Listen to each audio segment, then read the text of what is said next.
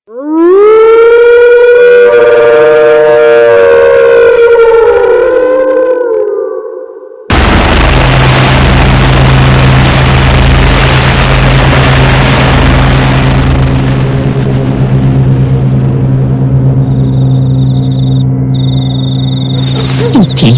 kita malilimutan. Hindi kita pababayaan. Eh, kumakanta lang naman eh. Condolence, kawawang karding. Hindi ko alam na patay na siya. Buhay pa. Ha? Buhay pa? Eh, ba't ganun ang kanta mo? Ulit na kami. Kaya pala, naglasing tayo. Kasi, broken-hearted ka. Ayop na yun. Pinagpalit ako kay Berta. Matambakal. Mas maganda at sexy naman ako sa kanya. Ako na may asim pa. Pinagpalit ako sa tuyo. Che, kanina ka pa aso ka. Huwag ka na malungkot, bakla. Marami pang boylet dyan. Kahit umiikot ang paningin ko dahil sa kalasingan, nasipat pa rin ang mata ko sa di kalayuan ang figura ng isang lalaki. Mukha itong magsasaka sa ayos pa lang. Matangkad, matipuno ang pangangatawan. Dahil doon ay ngumisi ako at tinuro sa pinsan ko ang nakita ko. Tignan mo, ayun o, may pogi. Oo nga. Ay, pet ko yan. Mabuhok, macho, yummy. Magpakilala ka na, bilis. Ate, teka. Parang hindi naman yata tao yan. Tingnan mo nga yung itsura. Ha? Teka, dalawang tingin ko sa kanya eh.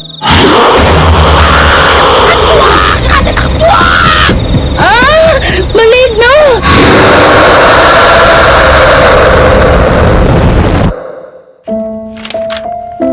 At iyon ang unang engkwentro namin ni Jeffrey sa aswang. Ang akala ko noong una ay namalikmata lang kami at dala na rin ang kalasingan namin ng gabing iyon. Hanggang kinabukasan ay nabalitaan ko na lang na may natagpo ang bangkay at kinain daw ng aswang ang laman loob. Hindi ko akalain na doon na pala magsisimula ang gulo at mga nakakapangilabot na pangyayari sa buhay ko. 12:30 ng madaling araw. Habang nakikinig ako sa isang kwento sa channel nyo, nagkaroon ako ng ideya na ipadala ang sarili kong kwento sa inyo tungkol sa aswang. Dear Aswang Diaries at Madam Venus, tawagin niyo na lang akong Alma, hindi ko tunay na pangalan. Nangyari ang lahat mahigit 15 years ago sa isang liblib na bayan sa malayong probinsya ng Bukidnon. Isa akong magbubukid. Nagsasaka lang ang tanging kinabubuhay ko at mula ako sa isang mahirap na pamilya. Dahil salat sa salapi, high school lang ang natapos ko. Nag-iisa akong anak at ulila na rin ako sa mga magulang at ang tanging kasama ko sa buhay ay si Jepoy, ang pinsan kong bading.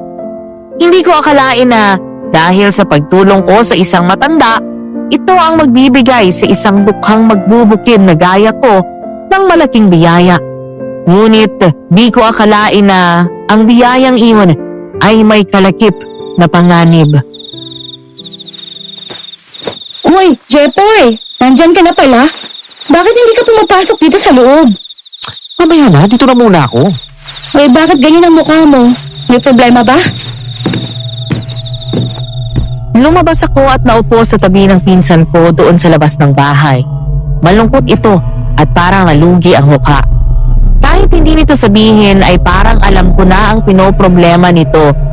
Bilang mas matanda, hindi ako nagpapakita na pinanghihinaan ako ng loob. Sa akin na lang kumukuha ng lakas si Jepoy. Ayokong pareho kami ay malugmok dahil sa hirap ng buhay.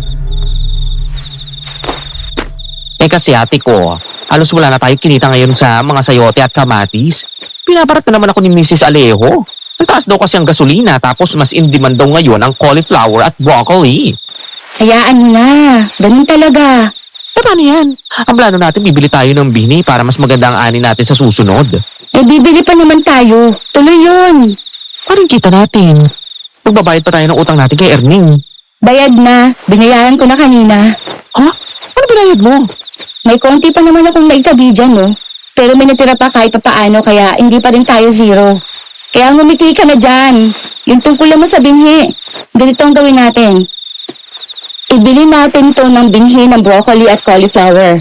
Tapos yung ibang binhi, kunin natin sa ibang naani natin na hindi na isama sa benta. Oh, problema ba yun? Eh, ate kasi, parang nagpapakapagod tayo sa pagtatanim tapos wala naman tayong kinikita masyado. Ganun talaga, hindi araw-araw Pasko. Kaya huwag ka nang mag-alala dyan. Ang dami kaya nating pagkain dyan. May bigas tayo, may mga tanim na gulay, tapos may alaga tayo manok. Kapag gusto natin ng fried chicken, magkakatay lang tayo dyan. Ay, naku ate ko, idol talaga kita. Kahit mahirap tayo, hindi ko nakikita humihina ang loob mo. Ganito na nga ang buhay natin, puro negative pang iisipin ko. Hindi naman makakatulong yun. Isipin mo na lang. Oo nga, at wala tayong ganong kalaking pera, pero hindi pa rin tayo pinababayaan ni Lord. Tingnan mo, yung kinita natin may sobra kahit paano. Tapos lumabas lang tayo. May mga gulay dyan na pwedeng pitasin. O, pwede din tayong humingi ng tilapia sa palaisdaan ni Mang Kulas. Araw-araw nagigising tayo sa umaga. Malaking biyaya na yun. Kahit kailan, Jepoy, hindi tayo pinabayaan ng Panginoon. Tatandaan ko yung sinabi mo, te. Kaya pumasok na tayo at maligo ka na para kakain na tayo ng hapunan. Matapos ang masinsina naming pag-uusap ni Jepoy at makakain ng hapunan, dahil hindi pa rin naman kami inaantok, naupo kaming dalawa ulit sa labas ng bahay para pakinggan ang mga kuliglig at panoorin ang bilog na buwan.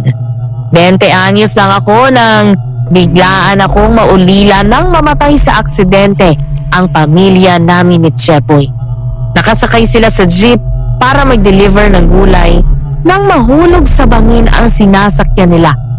Sumabog ang jeep kaya hindi nakaligtas sa mga magulang namin at ang bunsong kapatid ko. Kaya mula noon ay magkasama na kaming naninirahan dito sa bahay.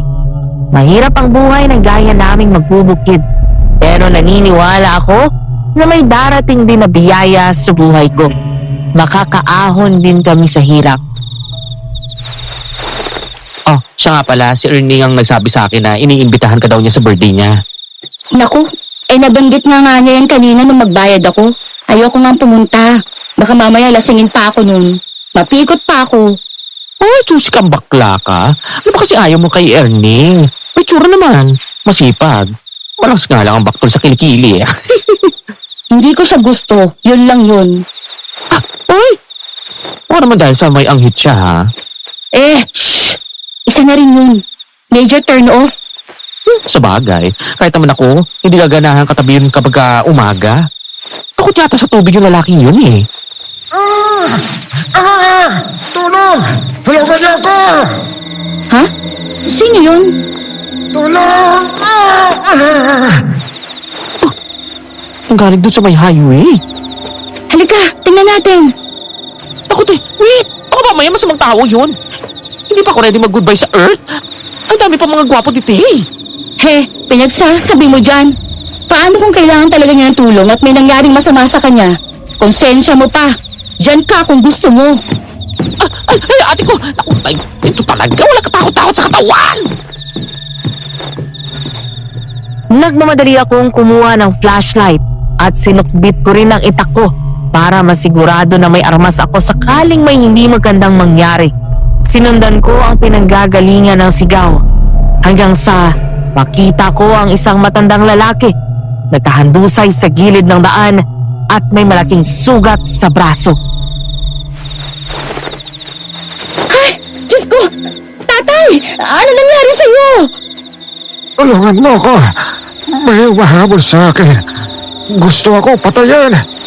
Humahabol? Sino po? Isang aswa. Aswang! Po?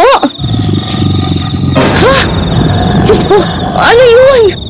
Ang aswang! Nandiyan na siya! Tayo, Tay! Bilis! Kahit mabigat si tatay ay pilit ko siyang binangon at inalalayan sa paglalakad papunta sa bahay. Habang naglalakad ay panay ang lingon ko sa likod hanggang sa malaki ang mata ko nang lumabas mula sa masukal na kakahuyan sa kabilang kalsada ang isang nilalang. Isang malaking lalaki. Matangkad siya at malaki ang katawan. Ang suot nito ay gaya ng mga magsasaka. Nakapantalo na itim, kamiseta na mahaba ang mangga sa loob at naka-flannel na polo sa ibabaw na may suot na sombrero. Bigla kong naalala ang humabol sa amin ni Chepoy noong isang beses na umuwi kaming lasing. Ganon na ang tunog na narinig namin. Halimaw! Bilis, Tay! Nandiyan na siya! Jepoy! Nandiyan na, te! Bilisan mo! Makaabutan na niya kami!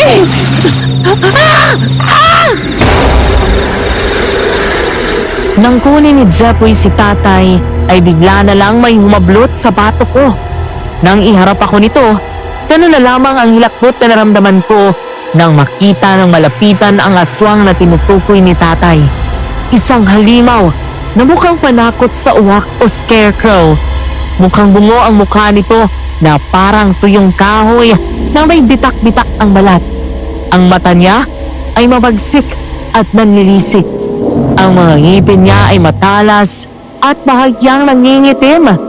Ang mga kuko sa kamay ay mahaba at matalas din. Takot na takot ako ng mga sandaling iyon, lalo na nang malakas itong umangil.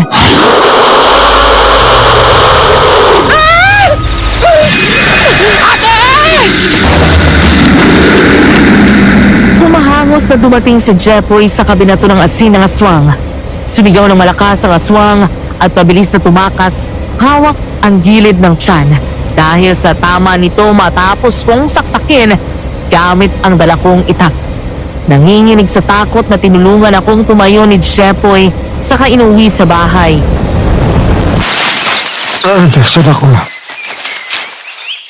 Mula sa kusina ay narinig ko ang boses ng matandang lalaki na sinagip namin kagabi mula sa aswang. Nagmamadali akong tumakbo papasok ng kwarto at sinilip ito. Tumingin sa akin ang matanda na takang-taka na parang hindi nito maalala ang nangyari kagabi. Ngumiti ako sa kanya at nanatiling nakatayo sa pinto. Magandang umaga po. Ako po si Alma at narito kayo sa bahay ko. Ano po ang pangalan niyo? Gaston. Gaston Velasquez. Anong nangyari? Paano ako napunta dito? Narinig po namin kayo ng pinsan ko na sumisigaw at humihingi ng tulong kaya pinuntahan ko po kayo. Tapos ayun po, hinabol po kayo ng aswang. Aswang. Tama ba yung aswang na umarang sa kotse ko kagabi? Pinatay niya ang driver ko tapos hinabol niya ako. Aray. Dahan-dahan lang po ng kilos ha. May sugat po kayo sa braso. Nakapagluto na po ako ng umagahan. Kain na po kayo. Nag-aalangan man ay dahan-dahan bumangon ang matanda. Saka ako lumapit at inalalayan siyang tumayo. Ngumiti ako sa kanya nang tumingin ito sa akin na bakas pa rin sa mukha ang pagtataka. Pagdating sa kusina ay agad ko siyang pinaupo sa harap ng mesa. Tiningnan pa nito ang suot na damit bago lumingon sa paligid. Sino nagpalit ng damit ko? Si Mang Kulas po, yung albularyo na gumamot sa inyo kagabi. Sabi niya mukhang nakagat kayo ng aswang na humabol sa inyo. Puro dugo po kasi ang damit ninyo kaya binihisan namin kayo. Damit po yun ng tatay ko nung buhay pa siya. Mabuti at nagkasya sa inyo. Pasensya na po kung medyo luma na. Salamat sa pagtulong niyo sa akin, ha? Ay, naku, tay. Muntik na matsugi ng aswang tong pinsan ko kagabi. Mabuti na nga lang. Pinaglihi ito kay Gabriela Silang. Maraming salamat sa tulong mo, Iya. Pasensya ka na at muntik ka pang mapahamak dahil sa akin.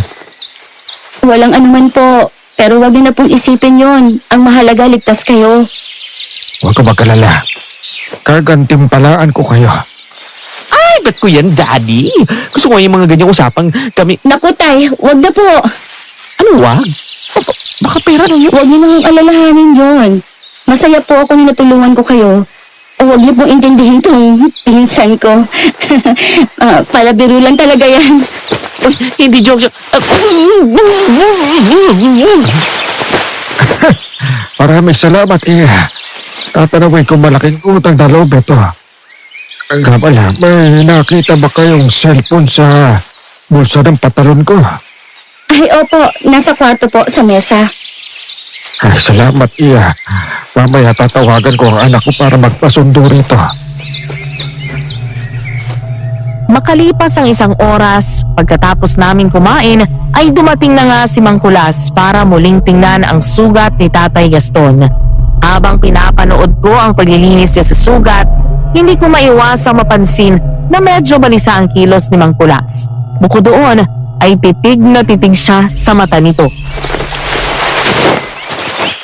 Mang Kulas, kamusta na siya? Maayos na ang sugat niya. Ipahinga mo lang to at gagaling na siya. Mabuti naman kung ganun.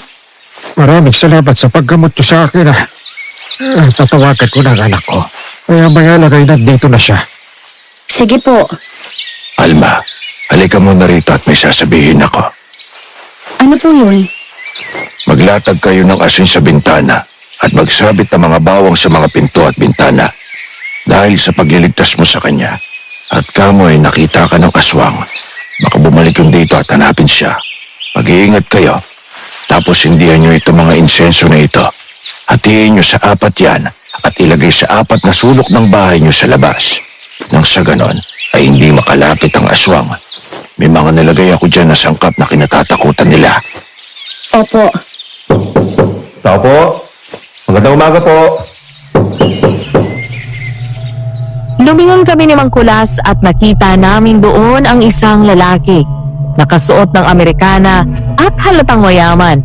Napatitig ako sa mukha niya dahil talagang ang gwapo nito. Kung hindi pa ako siniko ni Jepoy ay di ako matatauhan. Ako tumulo na, away mo bakla. Tao po daw. Ay, tao po. Sabi ko nga magandang umaga naman. Ako po ang anak ni Gaston Velasquez, si Kenji Velasquez. Pasok ka. Nandun siya sa loob ng kwarto. Thank you. Dad, thank God you're safe. Kala namin ni Tita may masama nang nangyari sa'yo. Muntik na akong mamatay. Pero salamat kay Alma at iniligtas niya ako. Ma'am, maraming salamat po sa pagliligtas at pagkupkup niyo sa daddy ko. Walang anuman. Dad, halika na. Alma, salamat ulit sa pagpapatuloy mo sa akin dito sa tahanan mo. Babalik ako rito sa susunod. Sige po. Ingat kayo. Inatid pa namin sila hanggang sa bakuran at tumanaw sa labas. Maya-maya ay tumabi sa akin si Mang Kulas at nakitanaw din. Ngumiti pa ako kay Tatay Gaston nang kumaway ito sa akin bago sumakay ng kanyang magarang sasakyan. Ikaw naman. Bakit mo naman tinatanggihan yung gantimpala? Hindi mo ba alam na bawal tanggihan ng grasya? Ayoko lang isipin niya na nagpapabayad tayo sa tulong na ginawa natin. Saka sapat na sa akin na makitang nasa mabuti siyang kalagayan. Naalala ko kasi sa kanya si tatay. Ay, pero na nga naging thank you pa. Mag-iingat ka sa pagtanggap po ng mga bagay na darating sa iyo, ha? Minsan, ang inaakala mong biyaya, malaki palang kapalit. Ano pong ibig mong sabihin? Hindi mo ba nakilala ang taong tinulungan mo? Hindi po. Pero pamilya pong apelido niya. Siya ang nagmamayari ng kalahati ng malaking negosyo dito sa probinsya natin. Ubod ng yaman ng taong yon. Talaga po? Wow! Kaya pala.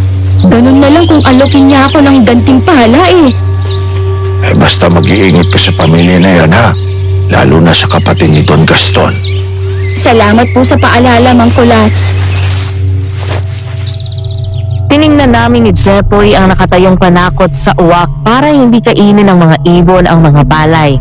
Tiningnan ko iyon habang nagre-replay sa isip ko ang mukha ng aswang na nakasagupa ko. Kung hindi kami mismo ang naglagay ng scarecrow na yon, iisipin ko na ito ang aswang. Pinilig ko ang ulo ko sa katinaboy iyon sa aking isip at tinuon ang atensyon ko sa paligid. Kaya muli akong nakaramdam ng panlulungo. Ayak naman Paano na ngayon, te? Minuhusan natin lahat ng mga binhi at yung pera natin. Nagamit na natin yung binhi galing sa mga inani natin. Tapos parang natunaw lang dahil sa bagyo. Hindi ko rin alam, Jepoy. Ano na gagawin natin ngayon? Basta, isalba natin ang pwede nating isalba. Kaya yan. Huwag kang panghinaan ng loob. Kagabi ay tinamaan ng bagyo ang probinsya namin. Isang bagay na hindi namin inaasahan kaya hindi kami nakapaghanda. Alam naman namin na may bagyo pero ayon sa balita ay signal number 1 lang doon. Hindi naman namin inaasahan na lilihis ang takbo ng bagyo at madadaanan kami. Madaling araw lang magising na lang kami sa sobrang lakas ng ulan at hangin. Dahil doon ay halos nasira lahat ng pananim namin, maging ang mga bago pa lang namin na itatanim. Ang mga palay ay nasira halos lahat. Habang inaayos namin ang bukid, hindi ko na napigilan ang maging emosyonal. Bigla akong pinanghihinaan ng loob. Kaya yan, Jepoy. May sasalba pa tayo. Ate.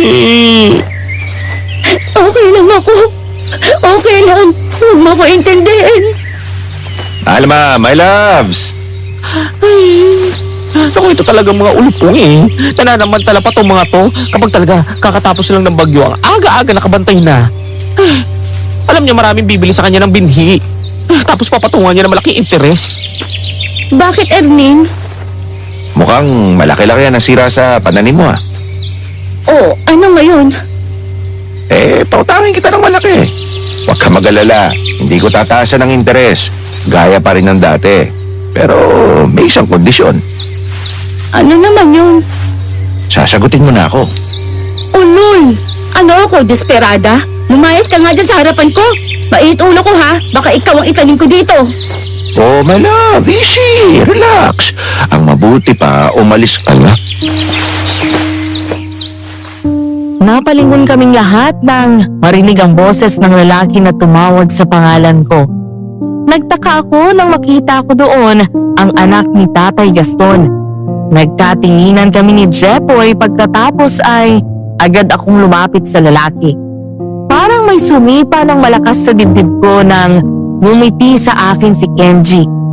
Alanganin at nahihiya akong ngumiti nang iabot nito ang kamay niya sa akin pero kailangan kong tumanggi. Naku sir, puro lupa ho ang kamay ko. Okay lang, naparito ako dahil sa utosidad. Halika, doon tayo sa bahay mag-usap. Hindi ko alam kung bakit natataranta ako ngayon na roon si Kenji.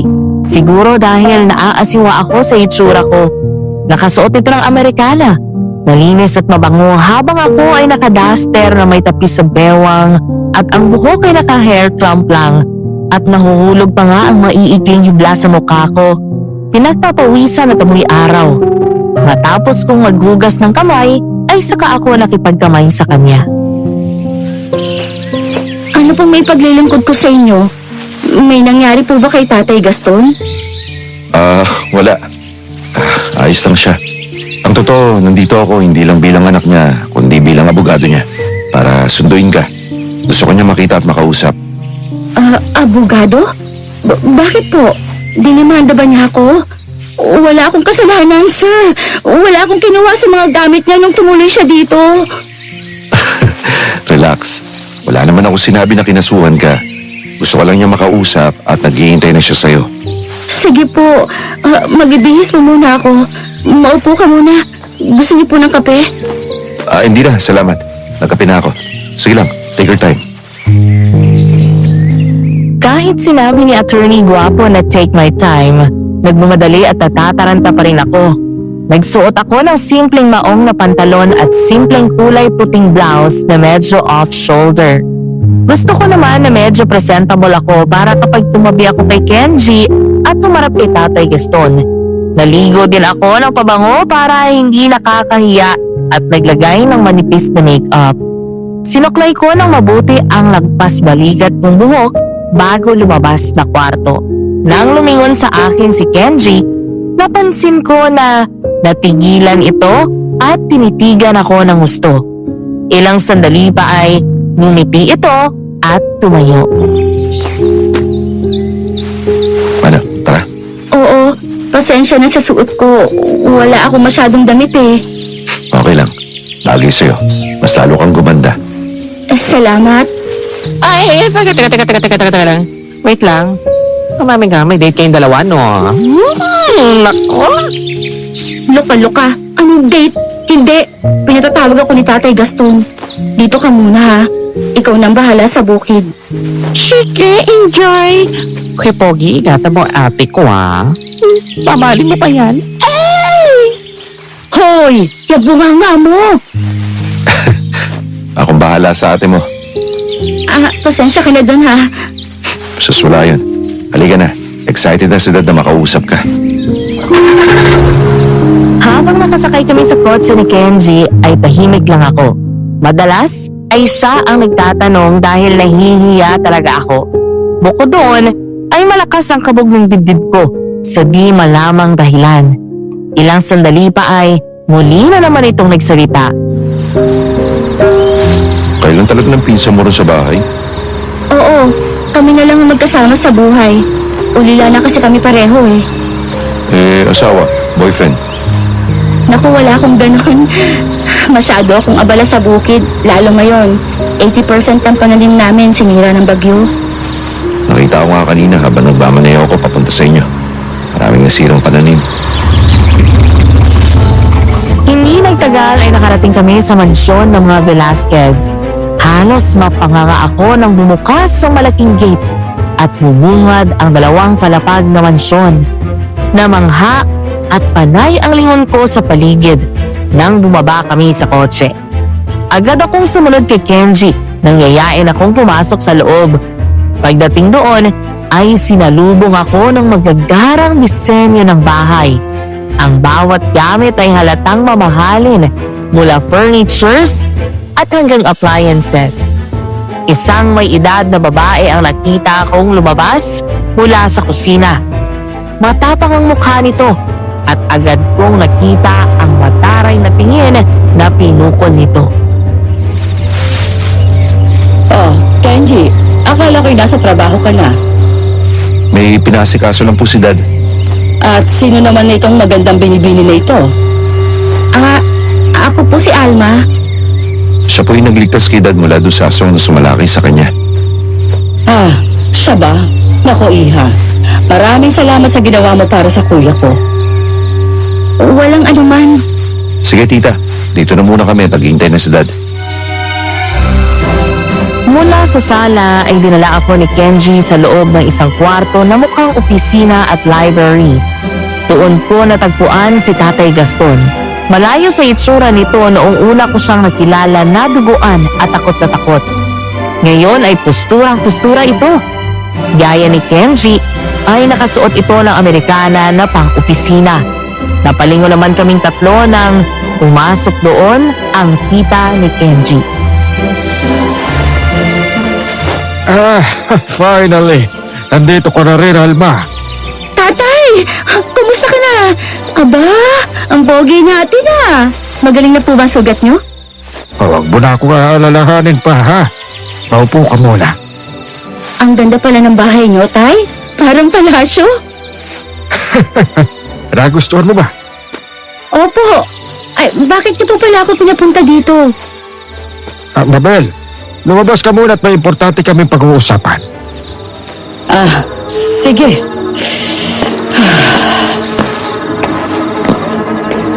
Nang umalis ang babae, tumayo si Kenji at nilock ang pinto pagkatapos ay may nilabas na kulay puti na envelope si Tatay Gaston mula sa drawer. Ngumiti sa akin ang mag-ama at inabot iyon sa akin. Nagtataka na tumingin ako sa dalawa at nag-aalangan pa ng kunin ko iyon. Nang tingnan ko ang laman ng envelope, nanlaki ang mga mata ko nang makita ang tseke na may halagang 10 milyong piso. Ala, para saan po ito? Naku tay, wala po akong pambabayad sa inyo na ganyang kalaki. Iha, hindi ko yan pinapautang sa'yo. Pinipigay ko yan. Po? Sa akin na lang ito? Bakit po? Gusto ko tumanaw ng utang na loob sa ginawa mong pagliligtas sa buhay ko. Kinuwento sa akin ni Jeffoy kung paano mo nilabanan ng aswang. Mailigtas lang ako. Halos ipinuwis mo na pala ang buhay mo para sa akin. Mabahay ka pero matapang ka. Alam ko na natakot ka rin pero hindi ka nagpadahig doon. Hindi lahat ay gagawin ang ginawa mo. Baka nga kahit ang lumabas para puntahan ako, hindi nila gagawin. Naku tay, hindi ko po matatanggap yan. Bukal sa loob ang ginawa ko. Huwag niyo na po akong alalahanin. Saka, sobrang laki po nito. Pero gusto kong tumulong sa'yo. Alam ko na nangangailangan ka ng pera, lalo na ngayon na maraming pananim ang nasalanta ng bagyo. Ano po ang kapalit nito? Ay gusto kong kapalit. Ipagpatuloy mo ang kabutihan ng puso mo at pagiging matulungin sa kapwa. Palaguin mo yan at pagyamanin. Saka isipin mo na lang na tumama ka sa loto. Salamat po, tay. Maraming salamat po. Sobra po itong pera na to. Makakabayad na po ako sa utang ko sa bangko at mababawi na yung lupa namin. Matagal na po kasing nakasandayan eh. Wala po nang mamatay sa aksidente ang buong pamilya namin ni Jeffoy. Sinanla namin yung lupa para may panglibing po kami sa kanila. Huwag mo na rin alalahanin yun, Alma. Binayaran na namin ang utang mo sa bangko. Narito ang mga papeles sa envelope. Nariyan na rin ang titulo ng lupa ninyo. Paano niyo po nalaman? Pasensya ka na iya. Nagpa-imbestiga lang ako ng kaunti tungkol sa'yo. Gusto ko kasing malaman kung sa paanong paraan ako makakatulong sa'yo. Hindi biro ang ginawa mo para sa daddy ko, Alma. Tatanawin kong malaking utang na loob yun sa'yo. Maraming salamat po, Tay, Attorney Kenji. Promise, kahit wala ito, okay lang. Bukod doon, gusto kong protektahan ka laban sa aswang na humabol sa akin. Ang sabi ni Jeffoy ay nakita ka ng aswang kaya tiyak na alam niya ang bahay mo. Natatakot ako para sa kaligtasan mo, iya. Baka sumugo doon ang aswang. Huwag po kayo mag-alala. Tinuruan naman po ako ni Mang Kulas kung paano labanan ng aswang. Akin na ang phone mo. Sinave ko ang number ko dito, ha? Tawagan mo ako or i-text sakaling may kailangan ka pang iba. Sabihin mo lang. Opo, pero dito lang sa pera at yung pagbayad niyo sa utang ko, sobra na. Masaya kami makatulong sa'yo. Tsaka, maliit pa yung halaga na yan kung tutusin. Kenji, lumabas kayo na, Alba. Kumain kayo. Ipag-shopping mo siya. Yes, Dad. Naku, hindi na po. Oh, bawal tumanggi, Alma. Pero, Halika na. Dad, una na po kami. Nang isama ako ni Kenji ay wala na akong nagawa. Sinunod nito ang sinabi ng ama na ipag-shopping ako maging si Jeffoy. Mula damit, gamit, maging bagong cellphone. Hindi lang iyon, kumain din kami sa labas. Hindi man date yun na matatawag pero parang ganun ang pakiramdam ko. Napakabait niya at mapagkumaba sa kabila ng mataas nitong antas sa buhay. Sa loob ng isang araw ay naging close kami agad. Matapos iparada ni Kenji ang kotse sa gilid, ay hindi muna kami bumaba agad at nag-usap doon saglit. Nag-enjoy ka ba? oo naman, sobra. Pero ang dami yata nating nabili. Nakakaya na sa daddy mo. Alma, huwag mong isipin yun. Buhay ng daddy ko ang niligtas mo. Kahit ano pang biling ko sa'yo, hindi nito matutumbasan yung ginawa mo. Alam mo, mahal na mahal ko sa dad. Kung wala siya, wala akong pamilya. Anong ibig mo sabihin? Matandang binata talaga si dad. Pero inampun niya ako nung 10 years old pa lang ako. Binago niya ang buhay ko. Totoong napakabait niya. Yun din ang dahilan kaya maraming nagsasamantala sa kabaitan niya. Kaya nga ako nag-abogado para naprotektahan ko yung mga pinaghirapan niya. Mana ka naman pala kay Tatay Gaston. Huwag ka muna umuwi ha. Dito ka na maghapunan. Kumakain ka ba ng tinolang manok? Oo naman, Halika, baba na tayo. Aaminin ko, Madam Venus, nahihiyaman ako sa dami ng natanggap ko mula kay Tatay Gaston at Kenji. Hindi ko rin naman maiwasan na magkaramdam ng saya dahil sa isang iglap, biglang nasolusyonan ang problema namin. Bukod doon ay excited na rin akong ipakita kay Jepoy ang mga pinamili namin at sabihin ang magandang balita. Pagdating sa bahay, naabutan ko ang pinsan ko na nanonood ng TV sa sala habang nakahiga. Napabalikwas pa ito ng bangon nang pumasok kami. Ano yan? Sabi na nakikipag-date ka lang? Ay, hello kuya. Hi. He, hindi ako nakipag-date. Pero may sasabihin ako sa'yo. Ano yun? Mayaman na tayo! Paano? Ay, tumama ka sa loto, no? Nagmamadali na kinuha ko ang cheque na pinatago ko kay Kenji at binigay iyon kay Jepoy. Namilog ang mga mata nito at nagtatalo ng gusto. Sa sobrang tuwa ay naiyak ito kaya nahawa tuloy ako. Para kaming mga timang na tumatalon habang magkayakap. Ate ko! Marami na tayong pera! Hindi lang yun. Yayaran nga nila Tatay Gaston ng utang natin sa bangko. Nasa atin na ulit ang titulo nitong lupa. Thank you, Lord! Grabe bawing-bawi yung nalungin natin dahil sa bagyo! Kaya mula ngayon, wala na tayong poproblemahin. Pagyayamanin pa natin to. Sir Kenji, maraming salamat po. Buti na lang pinilit niyo to ate ko na tanggapin yung pera. Masaya kaming nakatulong sa inyo. Tumuha ka ng sayote at dahon ng sili. Bilis! Magluluto tayo ng tinola.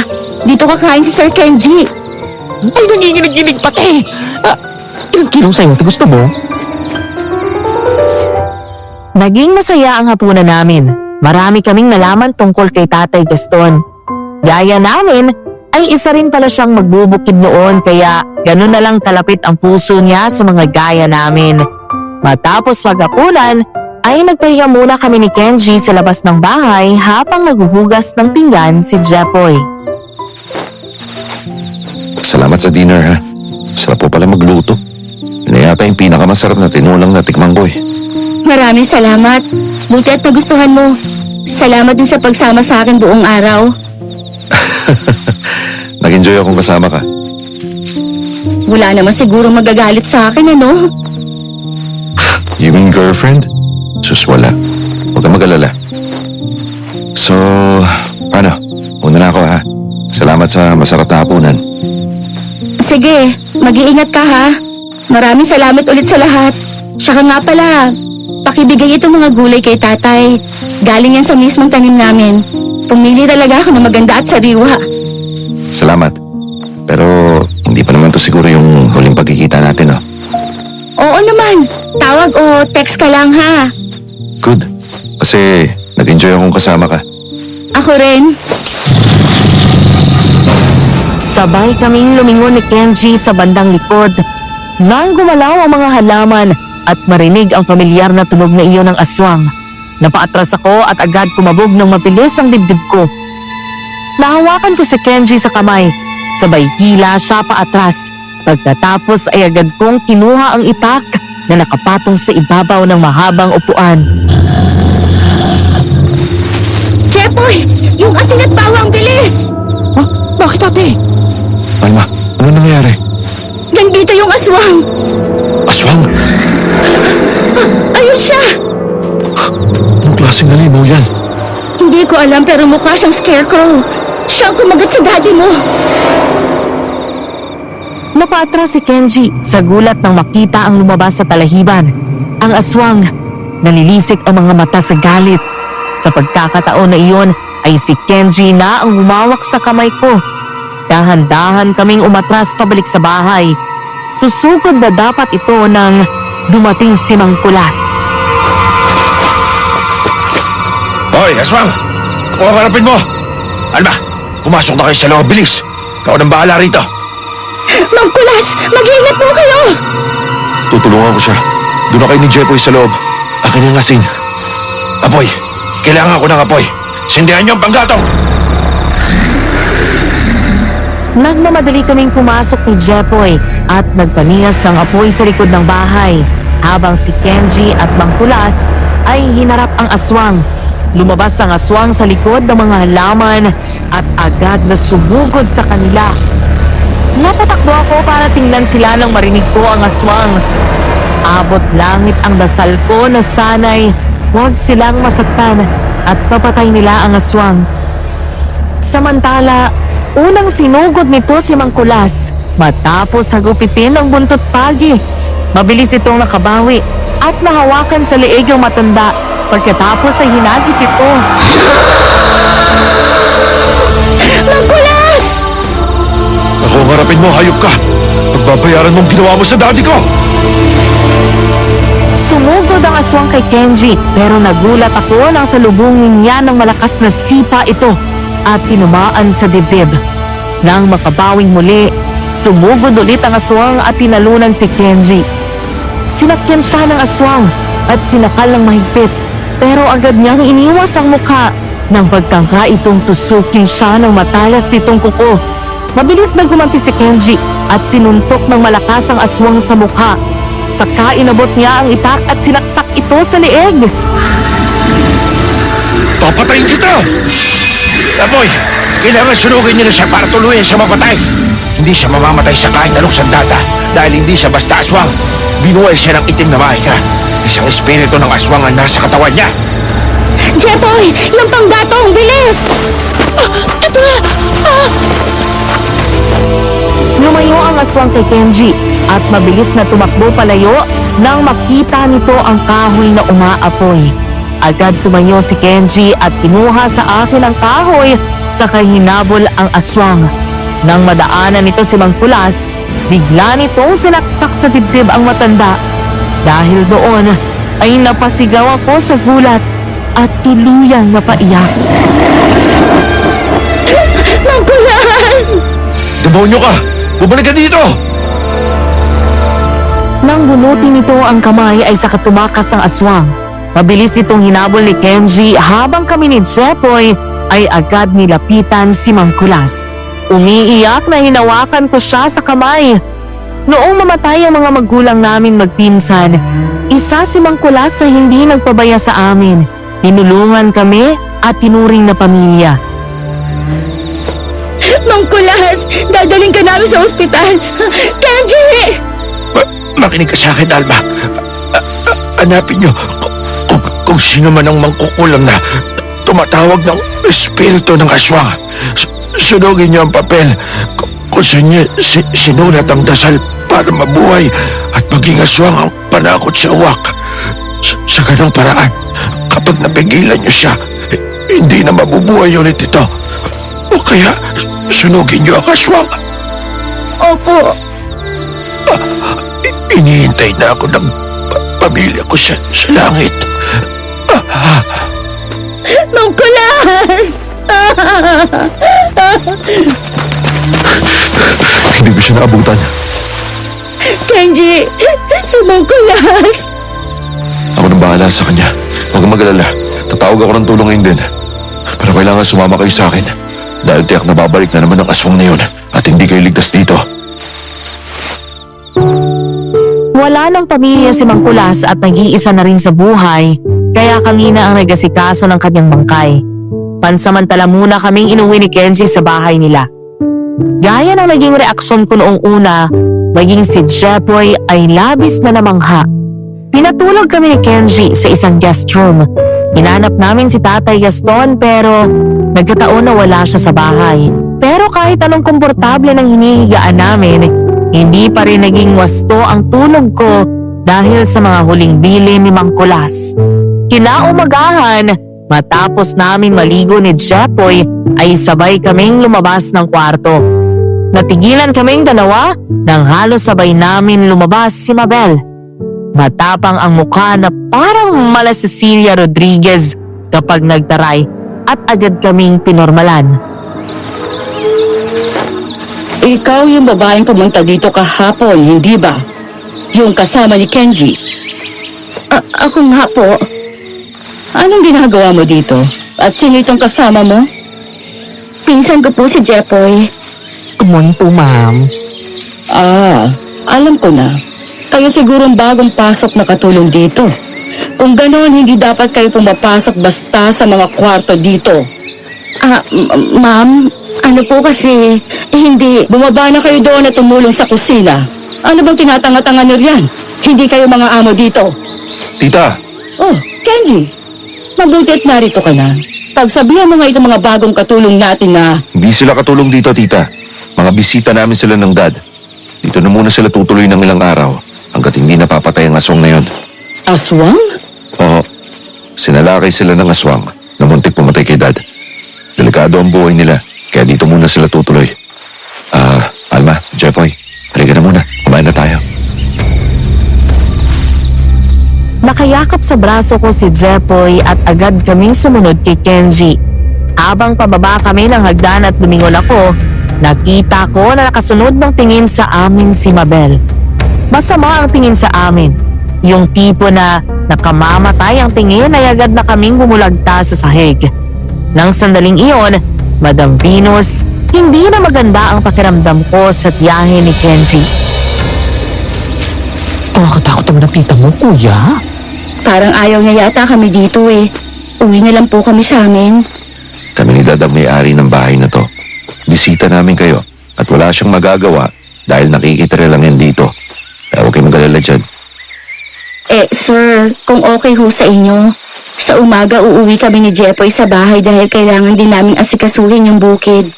Bago po lumubog ang araw, uuwi na lang kami dito. O sige, kung yan ang gusto nyo. Kapag inabot kayo ng dilim, tawagan nyo agad ako para masundo kayo. O kung hindi man ako makarating agad, sumakay kayo papunta dito at huwag kayong maglakad para siguradong hindi kayo maharang ng aswang. Opo. Nang makarating kami sa dining area, naabutan ko doon ang iba't ibang ulam na pang-almusal na nakahain. May bacon, itlog, corned beef at tocino. May fried rice pa at tinapay. Nagkatinginan kami ni Jepoy dahil almusal pa lang ay parang fiesta na agad sa dami ng pagkain. Doon namin naabutan si Tatay Gaston. Tatay! Kamusta na po kayo? Ayos lang naman. Nabalitaan ko mula kila Kenji ang nagyari. Mabuti na lang at naroon siya pero kinakalungkot ko ang pagpanaw ni Nicolas. Mabigat sa kalooban ko na nadamay siya sa gulong dinala ko. Kayo rin. Sasagutin ko ang pagpapalipin niya. Naku, huwag niyo na pong intindihin yun. Ako na po ang bahala kay Mang Kulas. Parang lolo ko na rin po yun. Saka wala po kayong kasalanan. Yung aswang na yun ang may kasalanan ng lahat. Sir, pwede na po ba kami kumain? Oo nga pala. Sige na, kumain na kayo. Hoy, dahan-dahan naman halatang PG. Ay, ate, Kiper! Medyo na kong PG, medyo na tayo makakain ng ganito kasarap, mo. Dad, by the way, saan ka pala pumunta kagabi? Kasi nung dumating kami dito, pasado 11:00 na, wala ka. Hindi ka naman doon, nakitang lumabas ang gwardiya natin. Nagkayayaan kami ng mga kumpare ko. Medyo napasarap ang inom kaya madaling araw na rin ako nakauwi. Nagpasundo na lang ako kay Nelson at nagkataon na nasa loob yung gwardiya natin nung umalis ako. Sige na, at aalis na ako. May meeting pa ako ng 9:00, ha? Dad, hindi ka pa kumakain Ayos lang ako. Alma, Jepoy, kumain lang kayo ng marami, ha? Ingat po kayo, Tay. Ang weird ni Dad ngayon. Bakit? Kahit gaano ka-importante ang meeting niya, kahit na malate siya, hindi umalis ang hindi kumakain ng breakfast. Baka naman busy lang talaga. Lumipas ang mga araw na ang routine namin ay uuwi sa bahay sa umaga at uuwi naman kami sa mansyon sa gabi. Sinisikap namin na hindi mag-cruise ang landas namin ni Mabel. Dahil gaya ni Jepoy, hindi panatag ang loob ko kapag nasa paligid siya. Parang bawat kilos namin ay binibilang nito. At sa ilang araw na pamamalagi ko sa mansyon, mas naging malapit ako sa mag-ama, lalo na kay Kenji. Kapag uuwi ito galing sa trabaho, ay palagi kaming magkausap. Kapag Sabado o Linggo, ay madalas niyayaya niya akong lumabas. Hanggang sa tuluyang napalagay ang damdamin ko sa kanya. Isang gabi, nang hindi ako dalawin ng antok, Naisip kong bumaba sa kusina para uminom ng gatas. Doon ko nadatnan si Kenji na nakaupo sa bar stool sa harap ng island counter at umiinom ng beer.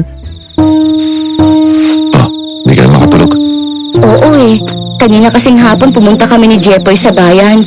Tapos nagaya siya mag-coffee shop kami. Siya nga pala. Nakapagbukas na ako ng account sa bangko. Nadeposito ko na yung pera. That's good. Nakabili na ulit kami ng mga binhi tapos nabalitaan kong binibenta ng kapitbahay namin yung lupa nila. Mga 2 ektarya din yun. Naisip ko na bilihin na rin. Wow, okay na investment. Go. Sir, maraming salamat po ulit. Hindi ko alam kung paano ko mababayaran ang kabutihan ninyo sa amin. Ilang beses ko ba kailangan sabihin na alisin mo na yung sir at po kapag kausap mo ako, Kenji na lang. Okay, Kenji. Oh, inom ka ng gatas? Huwag yan, magbir ka, samahan mo ako. Bad influence ka. Bilis na.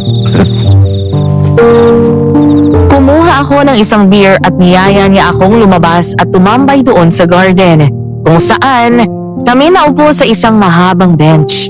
Matapos nitong tumungga ng beer ay lumingon sa akin si Kenji. Hindi mo pa nga pala nakukwento sa akin kung ano nangyari sa mga magulang mo. Paano ka ba naulila? Yun ba? Maayos ang buhay ko nung buhay pa sila nanay. Pero binago yun ng aksidenteng yun. Isang madaling araw, bumiyahe ang magulang ko kasama ang bunsong kapatid ko para mag-deliver ng gulay na inani namin. Isang jeep sila. Kasabay nila nanay yung magulang ni Jepoy dahil luluwas sila ng Maynila at magpapababa sa terminal. Nagkaroon ng aksidente sa daan. Nasira yung preno at nawala ng kontrol tapos nahulog yung jeep sa bangin. Sumabog, kaya walang nabuhay sa kanila. Kaya ayun, mula noon, nabaon kami sa utang ni Jepoy. Ikaw, asan yung tunay mong pamilya? Ewan ko. Basta ang naalala ko lang, adik pareho ang mga magulang ko. Balak akong ibenta ng tatay ko dun sa sindikato, pero tumakas ako at si dad ang nakarescue sa akin. Mula noon, inampun na niya ako at siya na yung tinuring kong totoong pamilya. Kaya pala, mahal na mahal mo siya, no? Oo, sobra. Hindi ko alam ang gagawin ko kapag nawala siya. Pero ngayon, hindi na lang siya ang meron ako. Nandiyan ka na rin at nandito na rin ako para sa'yo. Oo nga, ngayon ko lang din naisip na mula nang mawala sila nanay, umikot na sa bukid ang buhay ko. Ang mga dati kong kaibigan, nawala sila isa-isa. Ako, parang naiwan sa bukid, hindi na umusad. Hanggang sa nakilala ko kayo ni Tatay Gaston. Naputol ang pag-uusap namin ni Kenji nang marinig ang pamilyar na tunog ng aswang. Agad siyang napatayo at ako naman ay lumingon sa paligid. Nagkatinginan kami at nagtataka dahil mataas ang bakod ng bahay nila Kenji. Bukod doon ay may live barbed wire pa sa taas ng bakod. Kung umakyat man ang aswang, tiyak na makukuryente siya. Nandito ang aswang, Kenji. Pumasok ka na. Titignan ko kung saan nanggagaling ang tunog. Ayun na naman siya. Mag-iingat ka, ha? Nagmadali akong pumasok pero doon lang ako sa pinto at tinatanaw si Kenji. Nagganap ito sa paligid ng armas hanggang sa makuha nito ang piko doon sa garden. Hawak iyon ay naglibot siya sa bakuran habang naghihintay sa pagbalik nito. Bigla akong napalinggon sa bintana nang makita doon ang ulo ng aswang na mukhang scarecrow. Nakatingin siya sa akin kaya kinalabutan ako at napasigaw. Kenji! Nandito siya sa kabila! Saan? Doon sa kabilang gilid! Ayun! Tumakbo! Hoy! Bumalik ka dito! Nang habulin ito ni Kenji, doon na ako sumunod na dala ang asin na kinuha ko mula sa kusina. Pagdating ko sa gilid ng bahay, nakita ko na lang. Nagpapambuno na ang aswang at si Kenji. Hawak ng aswang ang handle ng piko at nakaharap sa kanya ang matulis na parte habang pinipigilan iyon. Si Kenji naman, kinukontra ito at pilit tinutulak palapit sa mukha ng aswang. Nagmamadali akong tumakbo palapit at binato ito ng asin. Malakas na dumaing ang aswang. Tinulak nito si Kenji palayo at biglang kinalmot sa braso gamit ang matalas nitong kuko. Kenji! Sa halip na sugurin si Kenji, tumakbo ang aswang palayo at mabilis na umakyat sa mataas na puno ng mangga. At mula doon ay nagawa niyang tumalon palabas ng bakuran. Samantala, mabilis ko namang nilapitan si Kenji. Nagturugo ang braso nito dahil sa kalmot ng aswang. Diyos ko, ang sugat mo! Wala to. Halika na sa loob at gamutin natin yan kaagad.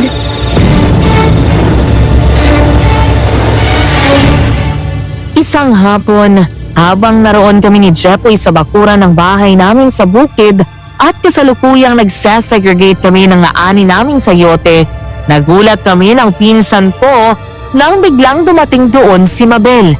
Kasama ang driver na pinapayungan pa siya at sukbit ang luxury brand na bag nito habang putok na putok ang pisngi sa pink na blush on. Mabel?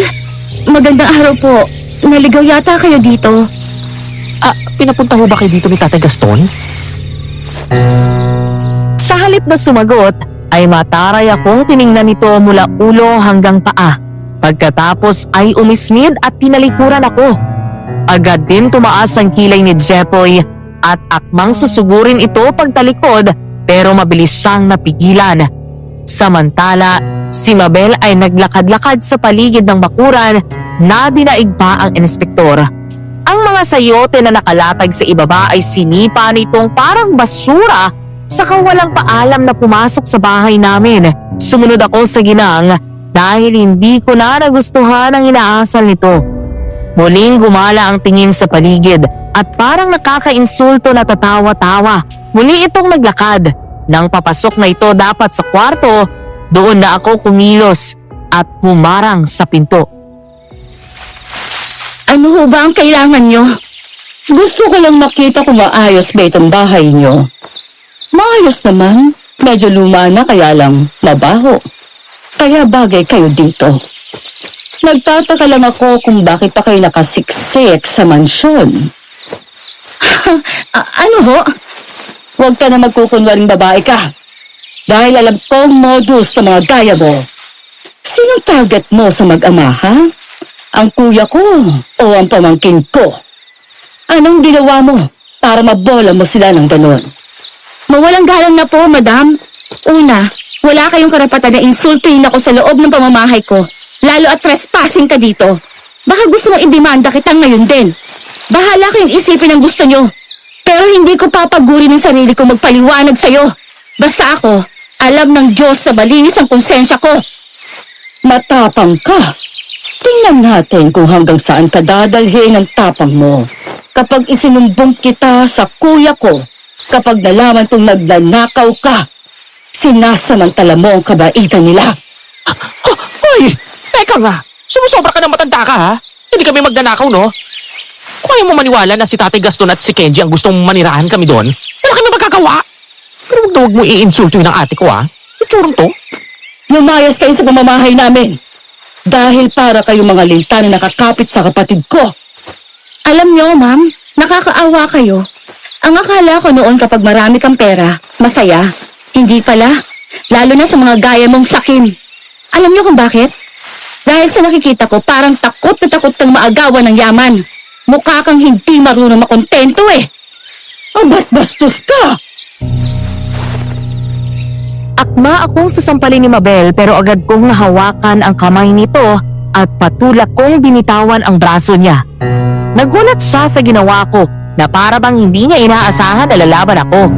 Matapang ko siyang nilabanan ng tingin pagkatapos ay bigla kong hinawakan ito sa braso at sa pilitan itong kinaladkad palabas ng bahay. Pagkatapos ay tinulak ko siya palabas ng bakuran namin kaya nawala nito ng balanse at nahulog sa bukid na puro putik. Isang bagay ang itinuro sa akin ng mga magulang ko noong nabubuhay sila, ma'am. ang matuto akong gumalang sa matatanda at huwag kong hayaan na apihin ako dahil lang mahirap kami. Dahil matanda ka na, hindi na kita papatulan. Kahit pwede naman kitang sampalin kanina pa dahil sa kabastusan ng bunganga mo. Alam mo, mayaman ka lang, pero para kang walang pinag-aralan. Ay, huwag mo kami magmamalakihan. Ikaw masyonda ka. Akala mo ba hindi ko napapansin? Saling ket-ket ka lang naman doon sa mansyon na inaangkin mo. Halos wala nga gusto ko mausap sa'yo doon dahil kahit ang mismo kapatid mo, ay, ayaw sa'yo ah! Hindi yan totoo! Ah, sorry ka, pero yan ang true lalo. Itong tatandaan mo, isusumbong kita sa kuya ko. Makakarating sa kanya lahat ng ginawa mo. Samahan pa kita, gusto mo? Hoy! Anong tinatawa-tawa mo dyan? Tulungan mo akong tumayo dito, tanga! Nagmamadaling kumilos ang driver na pigil ang tawa. Nang makaahon siya sa putikan, ay tinukol ako ng masama at nandidilat ang tingin ni Mabel. Alam kong galit na galit siya sa akin dahil nanginginig ang mukha nito. Pero hindi ako nagpatinag sa kanya. Hindi ako nagpadala sa takot. Dahil alam ko na malinis ang konsensya ko. Wala akong ninakaw at wala akong inaagrabyadong tao. Lahat ng meron ako ngayon ay mula sa kabutihan ng puso ni Tatay Gaston at Kenji. Hindi ako takot kay Mabel, pero aaminin ko na kinakabahan pa rin ako habang pauwi kami ng bahay kanina. Nang dumating kami ay wala pa si Kenji, gayon din si Tatay Gaston. Doon sa bahay ay wala kaming ginawa ni Mabel kundi ang magsukatan ng tingin. Alas 7 habang nasa hapagkainan ay tahimik pa rin kaming tatlo. Isang bagay na nahalata ni Kenji. Nasaan ang kuya, Kenji? Nasa kwarto po. Mamaya na rin po siya kakain.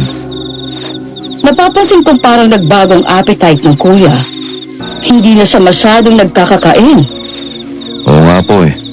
Pero sabi niya busy lang daw siya talaga pero madalas siyang kumain sa labas. Baka lang kasi, hindi na niya matake ang amoy dito sa bahay. Amoy pusali. Sino kaya masyonda dito na amoy lupa? Shh! Huwag ka maingay. Sumusobra ni. Oh, Alma, pinangyari ba? Kanina ko pa nahalata na bigat ng atmosphere dito sa bahay. Sorry Kuya Kenji, pero bakit hindi mo itanong sa tita mo? Si Tita? Tita Mabel, ano nangyari? Nagmagandang loob lang naman ako. Anong ginawa mo sa kanila, Tita? Kung ano-anong pang-iinsultong sinabi niya sa akin. Ayoko lang na may mga lintang nakakapit sa pamilya natin at sinasamantala kayo. Pagkatapos, minasama nila. Sinaktan ako ng babaeng yan at itinulak sa putik. Ay! Matanda ka na, sinungaling ka pa! Ikaw to sumugod sa bahay na walang kabog-abog? Tapos nilait mo yung tinitira namin? Wait, Linta? What do you mean? Ang dalawang ito, nakatikim lang ng kutsyon ayaw na bumalik sa banig. Ginagatasan na kayo, hindi nyo pa alam. Pinagnanakawan na kayo ng dalawang hampas lupang ito. Ito anong sinasabi nyo? Walang ganun. Hindi sila magnanakaw. Tsaka saan nyo nakuha yan? Huwag mo na silang pagtakpan, Kenji. Ay, hindi lang yon. Nag-trespassing pa yan. Basta na lang pumasok sa bahay tapos nilait-lait kami ng ate ko. Kasi daw tinatarget niya kayo mag-ama. Mababa man ang pinag-aralan namin at mahirap man kaming magbubukid. Pero kahit kailan, hindi ako gumawa ng masama lalo nang samantalahin ng kapwa ko. What? Tita naman, saan mo nakuha yung idea na yon? Concern lang ako. Concern? O baka naman sinisiguro mo lang na masusolo mo ang kayamanan na inaabangan mo? Kuya, hindi naman sa ganon. Pamilya tayo, kaya... Pamilya. Kahit kailan hindi mo ako tinuring na pamilya. Nagmamagaling ka lang ngayon dahil may kailangan ka. Dahil ubos na ang pera ipinamana sa'yo ni Papa. Kinukuha ko lang ang pera ko. Wala kang pera dito.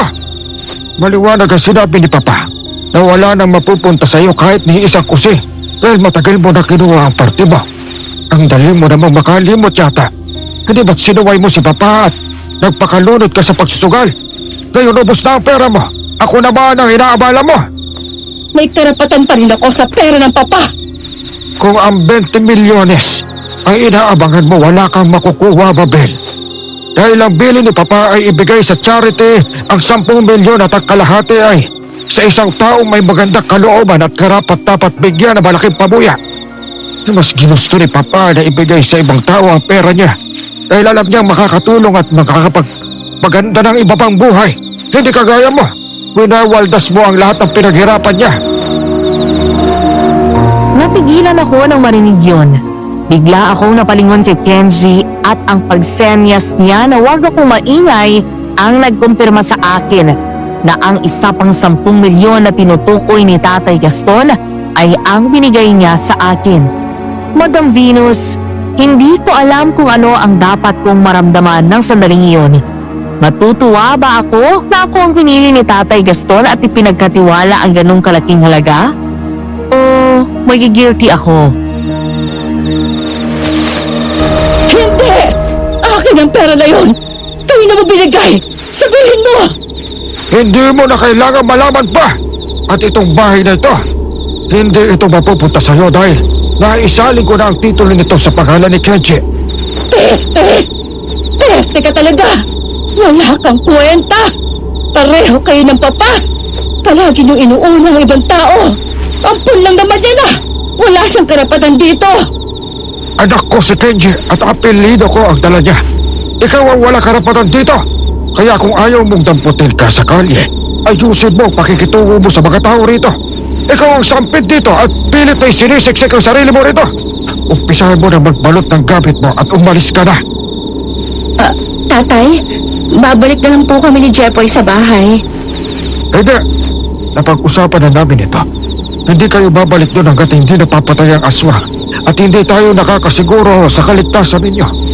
Huwag mo kang intindihin niyo si Mabel. Ako ang masusunod sa bahay na ito. Opo. Halika na, Alma. Doon na tayo sa taas. Pasado 12:00 na ng hating gabi pero hindi pa rin ako dalawin ng antok. Hanggang ngayon ay hindi pa rin ako makapaniwala sa mga natuklasan ko kanina. Kaya pala, ganun na lang kung ipamigay ni Tatay Gaston ang ganung kalaking halaga. Nakalaan pala talaga iyon sa isang mapalad na tao. Nagkataon lang na ako ang mapalad na iyon. Pero mula din nang makuha ko ang perang iyon ay hindi na rin ako matahimik dahil sa aswang. Palaging may takot sa dibdib ko na baka anumang oras ay sumalakay ito. Sa halip na patuloy akong mag-isip ng kung ano-ano, pinikit ko na lang ang mga mata ko at sinubukan kong matulog. Pero hindi pa man nagtagal, nang nakapikit ako, nang may marinig akong malakas na sigaw ng lalaki sa labas. Sino yun? Parang kaboses ang gwardiya sa baba. Nagmamadali akong bumaba ng kama habang si Jepoy naman ay tulog na sa mga sandaling yun. Lumapit ako sa bintana at sumilip doon.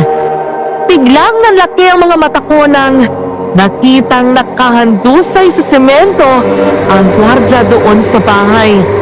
Nagmadali akong lumabas ng kwarto at agad kinatok ang pinto sa silid ni Kenji.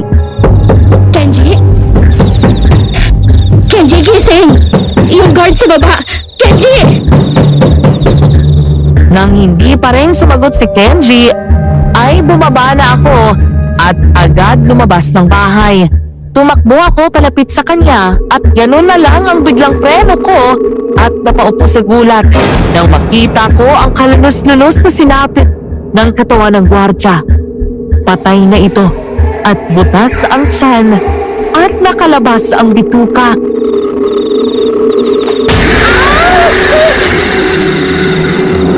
Bigla akong napaatas nang lumabas mula sa pinagtataguan niya ang aswang. Dahan-dahan siyang humakbang palapit sa akin habang ang mga kuko at pangil nito ay tila nakahanda na para ibaon sa akin yun. Kahit ilang beses ko lang nakita ang mukha nito ay hindi ko pa rin maiwasan na makaramdam ng takot. Parang kaharap ko ang demonyo na nagkatawang scarecrow. Tulong! Kenji! Mabilis akong tumayo at tumakbo pabalik ng bahay. Pero ganun na lang ang pagtataka ko nang makitang sirado ang pinto. Tandang-tanda ko pa na iniwan kong bukas yun. Nang subukan kong pihitin ng doorknob, ay nakalak na yun sa loob. Tulong! Kenji!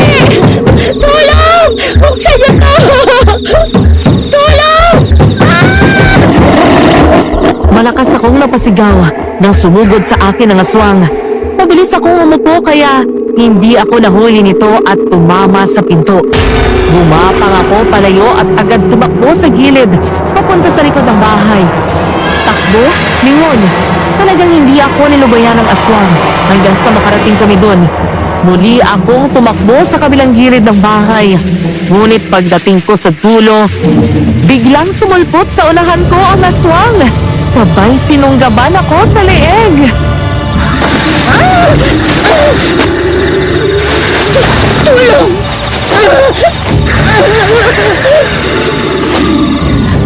Habang nakikipaglaban ako kay kamatayan, alam ko na isa lang ang makakatulong sa akin ng mga sandaling iyon.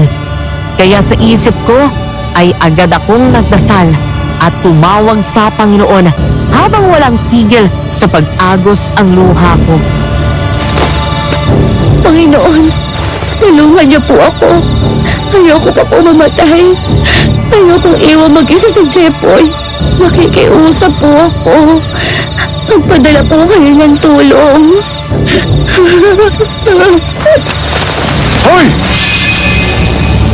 Nagulat na lang ako nang biglang tumating si Kenji at sinaksak ang aswang ng kitchen knife sa leeg. Nabitawan ako nito at agad kong hinila si Kenji palayo nang akmang susugod sa amin ang aswang. Bigla niyang binuhusan ito ng gasolina saka sinilaban.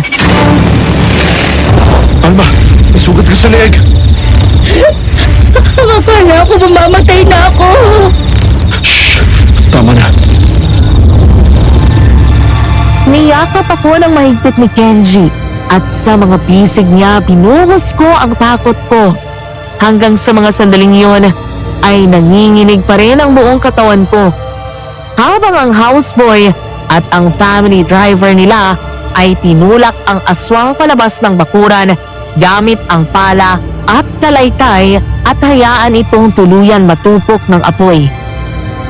Hanggang sa mapalingon ako sa may bintana at nakita ko si Mabel. Nakataas lang ang kilay at pairap na bumawi ng tingin. Nang sandaling iyon ay nagtaka ako. Wala man ako nakitang takot o panic sa mukha nito. Kalmadong kalmado siya na parang hindi man lang ito nagulat kahit kaunti. Doon na tayo sa loob para magamot ko na yan. Pagdating sa loob ng bahay ay agad akong dinala ni Kenji sa kwarto niya kasunod ang isang kasambahay na dala ang first aid kit. Dahan-dahan niyang nilagyan ng gamot ang sugat ko na mula sa kuko ng aswang. Maya-maya ay dumating naman si Jepoy na nagising dahil sa gulo at dala ang isang maliit na bote na bigay ni Mang Kulas. Oh, kuya, sabi ni Mang Kulas, kapag daw ang sugat galing sa kuko ng aswang, patakan daw nito para sigurado. Salamat, Chepoy ha. Alma, bakit hindi ka pumasok agad nung nakita mo ang aswang? Ganun nga ang ginawa ko. Tumakbo ako agad pero nakasarado ang pinto at nakalak sa loob.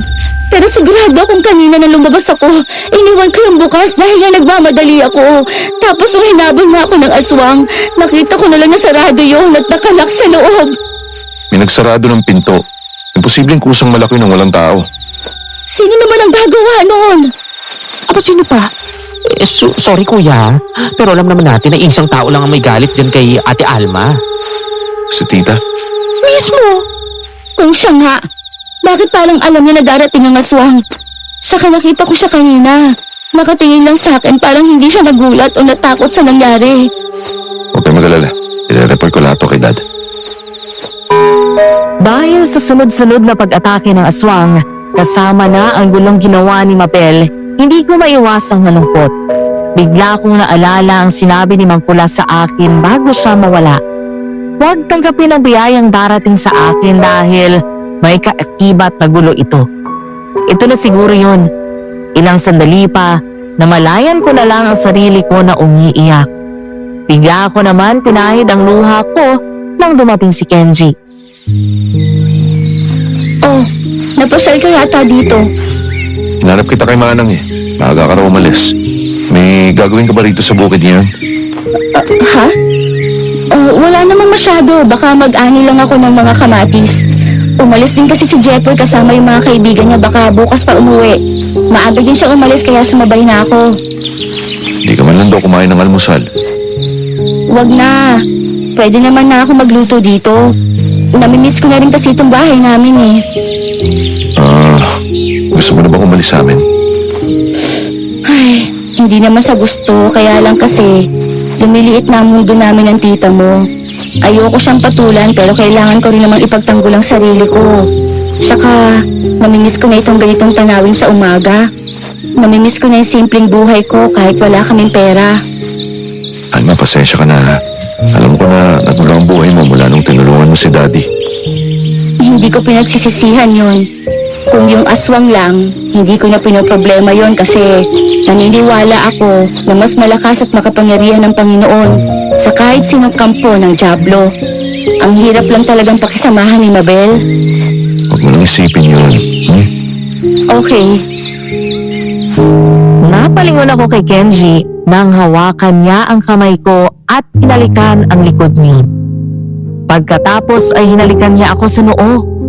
Tumingin lang muna ako sa kanya ng matagal bago ako ngumiti at nahihiyang tumungo. Hindi ko inaasahan na gagawin niya yon pero hindi rin naman ako galit. Ang totoo, kinilig ako sa ginawa niya, Madam Venus.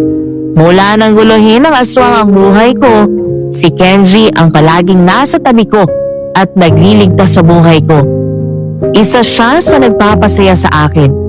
Hindi naman din ako manhid para hindi ko maramdaman na gusto niya ako. Mula nang tumira ako sa mansyon nila, mas nakilala ko siya ng lubos kaya hindi ko na rin mapigilan ang sarili ko at unti-unting nahulog ang loob ko sa kanya.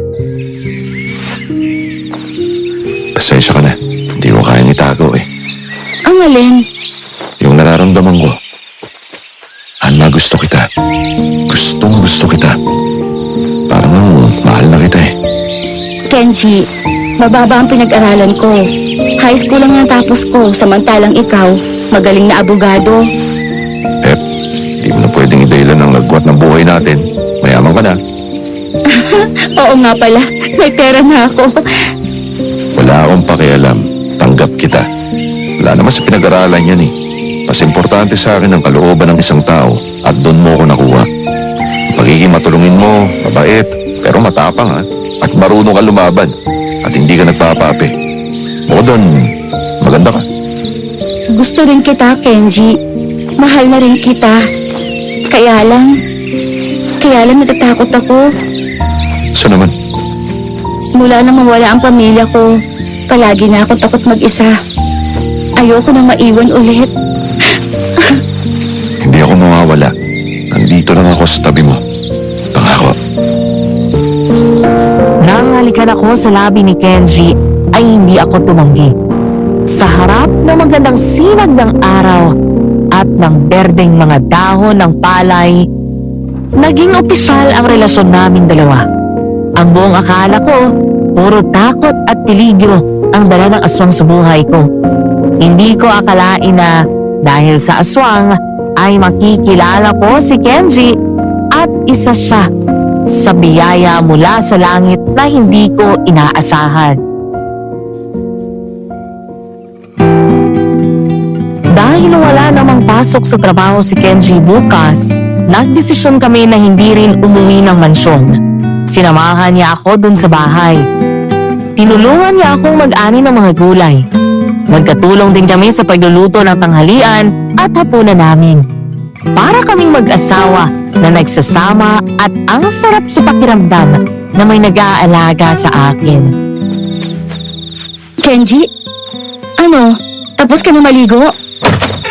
Oo, tapos na. Nakaligo ka ba na maayos? Sorry kung hindi ganun kaganda ang banyo namin, ha?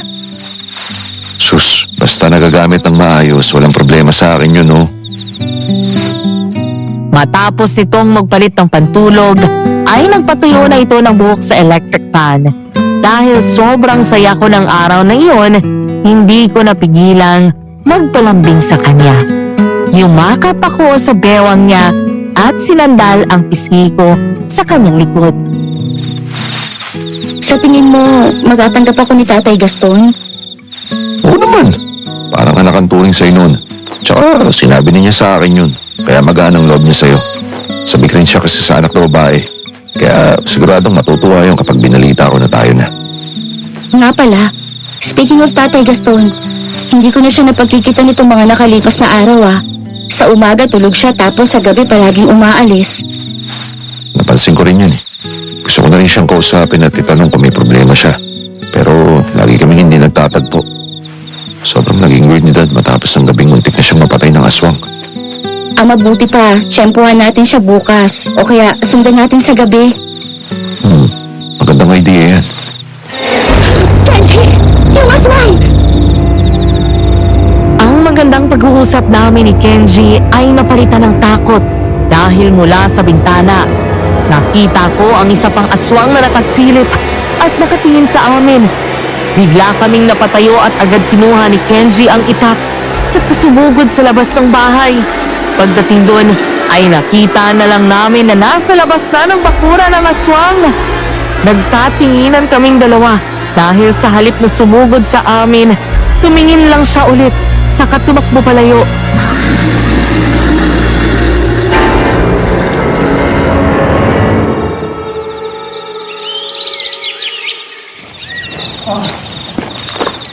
Uy, Ateng, ano? Sabi ka na ba umuwi sa akin? Mauna ka na para makapagpahinga ka. Ikaw itong masama ang pakiramdam Alas 4 na, baka abutin ka ng gabi dito. Hindi, mga bago mag alas 6 uuwi na ako. Magta-tricycle naman ako Sige, yun na ako Hoy, mag-tricycle ka na rin. Yazi! Umaga pa lang ay masama na ang pakiramdam ni Jepoy. Inakala nito na aayos din ang lagay niya kaya sumama pa rin siya sa akin sa bukid. Hanggang sumapit ang alas 2 ng hapon nang tuluyan itong lagnatin. Matapos pa inumin ng gamot at bumaba ang lagnat niya, agad ko siyang pinaunang umuwi.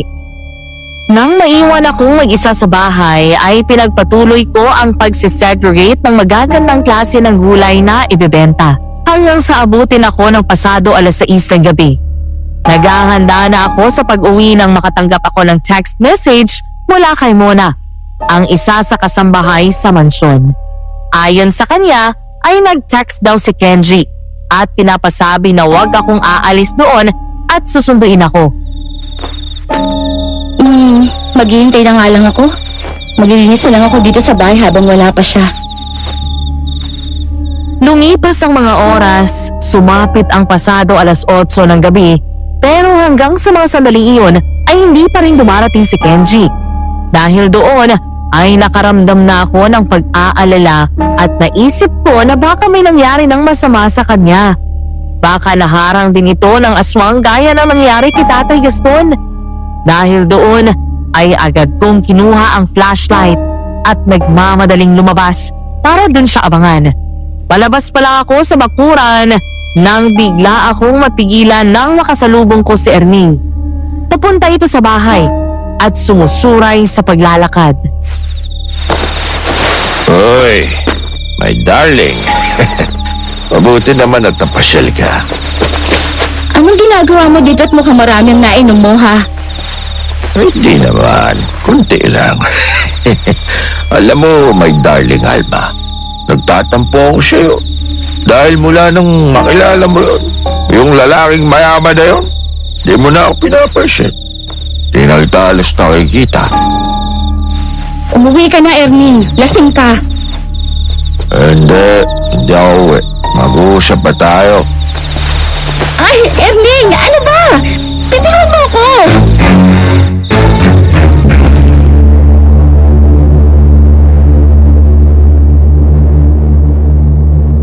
Nang mga sandaling iyon, habang nakikipagtalo ako kay Erning, wala akong kamalay-malay na ang hinihintay ko ay nakauwi na sa mansyon. Nasa kalagitnaan na si Kenji ng hagdan nang makasalubong nito si Jepoy. Oh, Jepoy, musta? May sakit ka raw? Pinalagnat lang kuya. Pero mawawala din to. Bukas na magpapacheck up na ako eh. Si Ate Alma. Tatanong ko pa nga lang sa'yo eh. Wala pa dito sa bahay. Nag-text kaninang pasado alas 6. Hinihintay ka daw niya sa bahay dahil nag-text ka raw. Pinapasabi mo na susunduin mo raw siya. Ano? Hindi ako nagte-text kay Mona, no? Hindi ko nga alam yung number niya eh. Sino nag-text ka ate? Mona! Nagmamadali daw bumaba si Jepoy at Kenji na puntahan ang kasambahay. Nang tanungin ng dalawa, tinanggi daw ng kasambahay na siya ang nag-text. Nagtataka din ang babae dahil nawala daw ang cellphone niya nang iwan niya saglit sa mesa. Nang hanapin ay nakita nila ito sa sofa. Tawagan mo ang ate mo. Sabihin mo kahit anong mangyari, huwag siyang lalabas ng bahay. Masama ang kutob ko. Oo, mag-ingat ka kuya. Hello ate? Jepoy! Tulungan mo ako! Si Erning! Gusto ko pasukin dito sa bahay! Naku, Diyos ko! Papunta na dyan si Kuya Kenji! Hinarang ko ang sarili ko sa pinto habang pilit na binubuksan ni Erning iyon. Ramdam ko ang lakas ng sipa nito mula dun sa mukhang anumang oras ay tuluyan ng masisira. Iyak ako ng iyak sa takot habang sinasabayan ni Erning ng sigaw sa labas. Lumabas ka niya, Alma! Ang sabi mo ako! Uwi ka na, Erning! Nakikiusap ako! Tigilan mo na ako! Ang tagal kong naghintay sa'yo, tapos mauna lang ako sa ulo yun? Bakit? Dahil ba mayaman sa? Umalis ka na! Buksan mo to! O hindi ka mapupunta sa akin.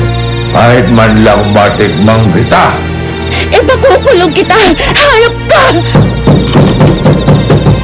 Hanggang sa ilang sandali pa ay narinig ko ang pamilyar na angil na iyon.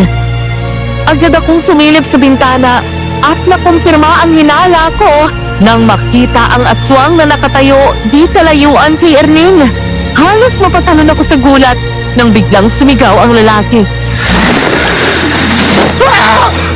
Aswang! Diyos ko po! Si Erning!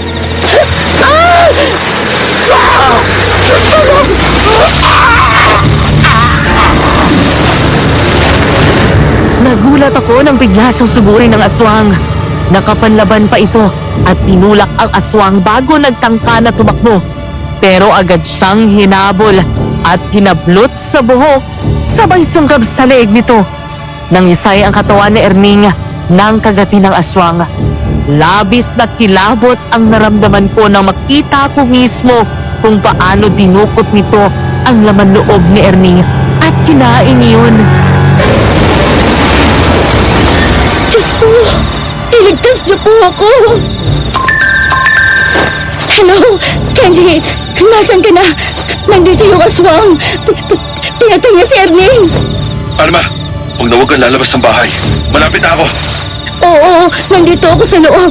Naglock ako ng pinto. Nang ibaba ko ang tawag, agad akong tumakbo sa kusina at nagpaningas ng apoy. Bigla kong naalala ang sinabi ni Mang Kulas na ang tanging makakapatay sa aswang na yon ay apoy. Hanggang sa nagulat ako nang biglang may kumalabog sa pinto nang sunod-sunod kasabay ang malakas na angil ng aswang.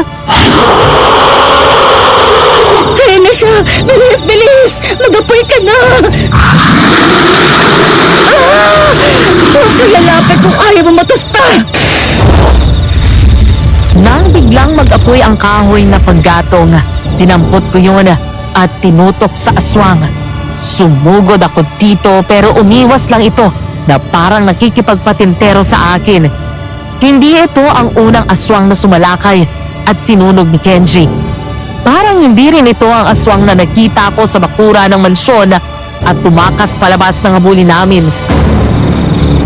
Saang impyerno ba kayo galing? Bakit hindi kayo maubos? Malakas na sumigaw ang aswang matapos sumugod sa akin at pinaso ito ng kahoy na nagpapaga at umaapoy sa dulo. Malakas nitong tinabig iyon at humagis ang kahoy sa labas ng bahay. Pagkatapos ay agad ako nitong sinugod at sinakal ng mahigpit. Halos mapugto ang hininga ko na parang anumang oras ay mamamatay na ako. Pinikit ko ang mata ko at dun umagos ang luha ko habang ang isip ko ay na kay Kenji. Kenji! Hindi ko alam kung ano ang eksaktong nangyari. Basta ang naramdaman ko na lang na bumagsak ako sa sahig. Nang dumilat ako, ay narinig ko na lang ang boses ni Kenji. Hawak nito ang kahoy at may malaking paso ang aswang sa muka. Nang tangkain ni Kenji na sunugin ito, mabilis nakaiwas ang aswang at nagawa nitong sumugod. Sinakal din siya ng aswang pero agad nakaganti si Kenji at sinaksak ito sa dibdib. Sabay sipa ng malakas palabas ng bahay. Akmang susugod muli ang aswang nang biglang bubunot ng baril si Kenji at sunod-sunod itong pinaputukan. Wala kang karapatan saktan si Alma. Kung sino man ang bumubuhay sa'yo, papatayin ko kayo! Susugod pa lang kay Kenji muli ang aswang nang biglang may humablot na isa pang aswang sa likod nito. Halos iisa ang mukha ng dalawa pero ang bagong dating agad ko siyang namukaan. Ito ang aswang na una kong nakita sa mansyon at ngayon ko lang din napansin mas maamo ang mga mata nito kumpara sa isa. Samantala, humarang sa pinto ng bahay ang aswang na bagong dating. Naglaban ang dalawa hanggang mas nanaig ang lakas ng aswang na bagong dating. Sinaksak nito ang kalaban sa dibdib pero agad siyang natulak nito at mabilis na tumakas. Alma! Nagmamadaling lumapit sa akin si Kenji at tinulungan akong tumayo. Nagtaka kaming dalawa nang lumingon sa amin ang aswang pagkatapos ay nagmamadaling umalis ito. Nang maiwan kami ni Kenji ay mabilis niya akong niyakap ng mahigpit. Sorry babe. Hindi ko alam na nandito ka. Nasaktan ka ba? Hindi naman gaano. Dumating ka naman agad eh. Hindi ako nag-text kay Mona ha. Wala akong sinasabing susunduin kita dito. Hindi ko nga alam na nandito ka eh. Ha? Ibig mo sabihin may nagpanggap lang na ikaw? Oo. Mukhang may kumuha ng phone niya. Nagpanggap na siya sa kakatinext. Naalala mo ba yung naikwento ko sa'yo na sinabi ni Mang Kulas bago siya mamatay? Oo. Dahil sa nangyaring to, parang na rin yung pinakilala ang sarili niya. Alma, nasa paligid lang natin ang aswang. Pati yung nagkokontrol sa kanila. Sinadya niya na paghintayin ka at pinapunta dito ang aswang. Pero yung isang aswang na yun na niligtas tayo, may kakaiba sa kanya. Yung mga mata niya. Hindi gaya sa dalawang naunang aswang na gusto tayong patayin. Saka na natin isipin yan. Mas mahalaga sa akin na ligtas ka. Natakot ako, Kenji. Akala ko mamamatay na ako. Di ko hayaan na mangyari yun, no? Ano na ang gagawin natin ngayon? Sa ngayon, mas mabuti pa na umuwi na muna tayo. Mariin akong hinalikan ni Kenji sa labi ng matagal. Pagkatapos ay niyakap ako ng mahigpit. Ilang sandali pa, matapos kaming bumitaw sa isa't isa, ay lumabas siya para tingnan nasa paligid pa ang aswang. Matapos kong ikandado ang bahay, mabilis kaming tumakbo papunta sa kotse at agad umalis. Pagdating namin sa mansyon, nagtataka kaming dalawa ni Kenji dahil bumungad sa amin ang madilim na paligid. Walang ilaw sa labas at loob ng bahay. Wala ang bagong guard na nakabantay sa gate. Wala rin sumalubong sa amin na kasambahay. Bukod doon ay napakatahimik din ang paligid. Isang klase ng katahimikan na nagbibigay sa amin ng matinding takot. Anong nangyari dito? Bakit ang dilim? Hindi ko alam. Hindi ganito kanina dito eh. Chepoy! Chepoy! Mona? Dad? Lalo akong kinabahan nang walang kahit isang sumagot sa kanila. Hanggang sa biglang binuksan ni Kenji ang ilaw. Nang bumaha ang liwanag sa paligid, napasigaw ako nang makita kong nakadapa sa sahig si Chepoy at duguan. nagmadali kaming tumakbo palapit sa kanya, ay agad ko siyang binuhat. Jepoy! Pumagulhol ako ng iyak nang makita itong nawalan ng malay. Jepoy! Jepoy! Gumising ka! Hindi ka pwede mamatay! Jepoy! Jepoy, gumising ka please! Kuya, tita mo, Anong tungkol kay tita? sa kwarto niya, sa aparador. Dito ka lang, ako naaakyat. Huwag mong iiwan si Jepoy, ha? Nagmamadali siyang umakyat sa ikalawang palapag ng bahay. Pagdating doon, nakita niyang binuksan ang pinto. Ayon kay Kenji, hindi niya nadatnan sa loob si Mabel. Umikot ang tingin niya, hindi alam eksakto ang hinahanap, pero sinunod daw niya ang sinabi ni Jepoy. Lumapit siya sa aparador at isa-isang binuksan yun. Bukod sa mga mamahaling damit, sapatos at bags, wala naman daw kakaiba doon. Hanggang sa mabuksan nila ang pinakahuling aparador at doon naggulat si Kenji.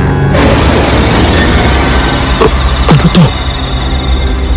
Doon sa loob ng malaking aparador na iyon ay isang maliit na altar ng demonyo. May nakasabit na baliktad na krus na itim.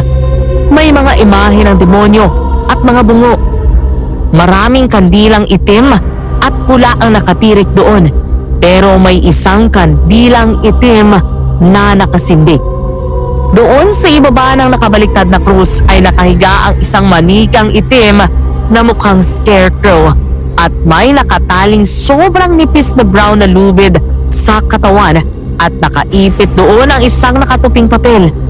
Sa mga sandaling iyon, kahit na walang alam sa mga ganong bagay, nang dahil sa manika, alam na daw ni Kenji kung sino ang bumubuhay sa mga aswang. Tita, ikaw? Ikaw ang may kagagawa ng lahat? Ikaw ang may gustong pumatay kay Dad at Alma? Kenji! Agad niyang kinuha iyon at sinilid sa bulsa. Pagkatapos ay nagmamadali siyang lumabas. Nanlaki ang mga mata niya nang nakitang hawak na ako ni Mabel habang nakatutok ang patalim sa mukha ko.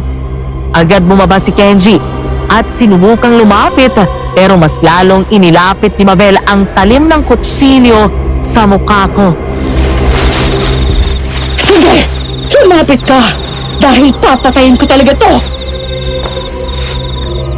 Hindi ko nagawang gumalaw dahil na rin sa pag-aalala na masaktan ako. Bago lumabas si Mabel sa pinagtataguan niya, nasabi ni Jepoy sa akin ang totoo na si Mabel ang bumubuhay sa aswang. Parang demonyo ang nakita ko sa kanya sa mga sandaling iyon at hindi ang tiyahin ni Kenji. Doon ko napagtanto kung gaano na ito nilamon ng kasamaan, kung ano ang nagawa ng pagiging gahaman nito sa pera. Tita, dahil sa pera, nakuha mong sumamba sa demonyo. Pinagkanulo mo ang kaluluwa mo kay Satanas. Ikaw ang nagtangka sa buhay ni Daddy. Ako nga! Dahil desperado na ako, Kenji! Ayaw akong bigyan ni Kuya ng pera! Dahil uubusin mo lang sa sugal, sa bisyo mo. Tita, matanda ka na. Kailan mo balak magbago? Wala kang pakialam! Hindi nila dapat ako pinakikialaman gaya ng hindi pakikialam sa akin ng papa noon! Kahit kailan, hindi niyo ako tinapunan ng pansin at pagmamahal! Wala siyang ginawa kung hindi paganahin ng pera niya sa halip na bigyan ako ng oras! Bakit? Dahil hindi siya ang tunay kong ama? At anak ako ng mama sa pagkakasala? Kasalanan ko ba yun? Walang kasalanan si Daddy doon. Meron! Dahil sa ayaw niyang ibigay ang pera ko. Gaya din siya ng papa na walang pakialam sa akin. Okay na sana eh. Papatay na siya ng aswang. Pero anong ginawa ng babaeng ito? Nakialam! Pagkatapos, malalaman ko na sa kanya ibinigay ng kuya ang pera ko. Akala niya hindi ko malalaman. Narinig ko mismo kayong nag-uusap ng kuya kagabi. Tita, hindi sa'yo yung pera. Malinaw ang sinabi ni Dad. Matagal ka nang walang parte sa pera ni Lolo. Hindi. Hindi ko matatanggap yun. Hindi ko matatanggap na may ibang taong makinabang sa pera ko! Ano pang ginagawa mo dyan? Pumasok ka na dito! Patayin mo na yan! Biglang umatras si Kenji nang dumating ang aswang at pabilis siyang sinugod. Nagpahabol siya sa kanilabas ang baril at pinaputukan ang aswang. Ilang beses itong tinamaan pero nakatayo pa rin. Nang sugurin muli nito si Kenji, ay biglang dumating ang kaninang aswang na nagligtas sa amin. Hinarang nito ang sarili at siya ang nakipaglaban. Huwag mo sasaktan ang anak ko! Dad! Tatay Gaston! No! Dad! Ano nangyayari sa'yo? Sumugod ang aswang kay Tatay Gaston at hinagis. Tumama siya sa pader at bumagsak sa mga mamahaling vases. Nang matuon kay Kenji ang atensyon ng aswang, pinalunan siya nito at sinakyan sa kasinakal ng gusto. Nagpumiglas ako at umiyak sa takot na baka tuluyan siyang mapahamak. Kenji! Bitiwan mo ako, Mabel! Paano mo naaatim na ipapatay ang sarili mong pamilya? Hindi ko sila kadugo! Wala akong pakialam sa kanila! Hayop ka talaga! Huwag mo akong daanin sa tapang ng babae dahil hawak ang buhay mo! Isang maling galaw mo lang at tiyak na mamamatay ka! Sa kabila ng kalagayan, kahit nasakal siya ng aswang, pilit ng laban si Kenji. Maya-maya ay biglang sinunggaban ni Tatay Gusto ng aswang at sinakal ito mula sa likod sa kahindila palayo sa anak. Doon pa lang nakabangon si Kenji at umubo ng umubo. Dinukot niya mula sa bulsa ang itim na manika na nakuha niya sa aparador ni Mabel. Paano napunta sa'yo yan? Ibalik mo sa akin yan! Ito ang dahilan ng kademonyohan mo. Kaya mo nagagawang buhayin ng mga aswang na yan. Hindi ko alam kung anong klaseng tao ka, tita. Pero ako mismo ang tatapos sa lahat ng kalokohan mo! Wag! Kumuha ng lighter si Kenji at sinilaban ang manikang may nakaipit na papel. Nang matupok iyon ng apoy, ay bigla na lang bumagsak ang aswang at parang lobo na lumipis ang katawan nito at naging ordinaryong scarecrow. Habang si Tatay Gaston naman ay bumagsak din at tila ng hina. Mabilis akong tinulak ni Mabel at tumakbo palapit kay Kenji. Nang sasampalin siya dapat nito, ay mabilis niyang nahawakan ito sa braso. Sisiguraduhin ko mabubulo ka sa kulungan. Hayop ka. Mas masahol ka pa sa mga aswang na binuhay mo. Dahil sa kagat ng aswang na ginawa mo, nagkaganito ako! Naging aswang na rin ako! Hindi ko alam na magkakaganyan ka. Dapat mamatay ka na kung hindi lang dahil sa babaeng yan. Saan ako nagkulang sa'yo, Mabel? Sinikap ko na tulungan ka hanggang sa makakayanan ko. Iyan ang dahilan kaya hindi ka pinamanahan ni Papa. Dahil ayaw niyang waldasin mo ang pero buong buhay niya pinaghirapan. Kahit kaya, hindi ka itinuring ni Papa na iba. Minahal ka niya na parang kanya. Pero anong ginawa mo? Tinraidor mo kami lahat. Kami na pamilya mo na handa kang tulungan na magbago. Bakit mo sinanla ang kaluluwa mo sa demonyo? Dahil sa pera? Ganun mo sinasampa ang pera? Ngayon, magsaysay mo yung ngayon sa'yo. Aalin mo lahat ng pera na gusto mong makuha kung masusunod ka naman sa impyerno. Lahat na meron ako, hindi lang ang pinamana ni Papa. Lahat ay pinaghirapan ko. Tatawag na ako ng pulis. Hindi! Hindi ako papayag na makulong! Hindi!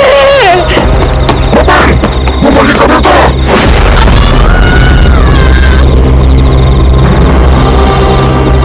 Napatungo kaming lahat sa gulat nang biglang tumama ang kidlat sa mismong loob ng bakura ng mansyon hanggang sa nakita na lang namin na nakahandusay sa lupa si Mabel at nangingisay. Eksaktong pagtakbo nito sa labas nang tamaan ito ng kidlat dahilan para agad itong mamatay. Pero nawala doon ang atensyon ko nang makitang bumalik na sa dati ang anyo ni Tatay Gaston nang hindi namin napapansin. Tay, yung katawan ninyo. Dad! Ate, Ay, Jepoy! Tumakbo palapit si Kenji sa ama at nagyakap ang dalawa ng mahigpit. Ako naman ay tumakbo palapit kay Jepoy. Matapos magyakap ang mag-ama, ay agad silang tumawag ng ambulansya. Si Mabel ang sumaksak kay Jepoy matapos nitong aksidenteng matuklasan ang lihim nito sa kwarto. Inabol daw siya ng babae at doon na sinaksak at sa takot ng mga kasambahay ay nagtakbuhan ang mga ito at nagkulong sa kwarto. grabe. Akala ko ba tsutsugin ni beauty ko. Ikaw talaga. Nakuha mo pa magbiro. Hindi pa ako matitegi, ate. May pangako pa tayo, di ba? Walang iwanan. Salamat sa Diyos. Dad, kahit ano ka pa, tanggap kita. Hindi magbabago ang pagmamahal at respeto ko sa iyo bilang ama ko. Salamat, anak.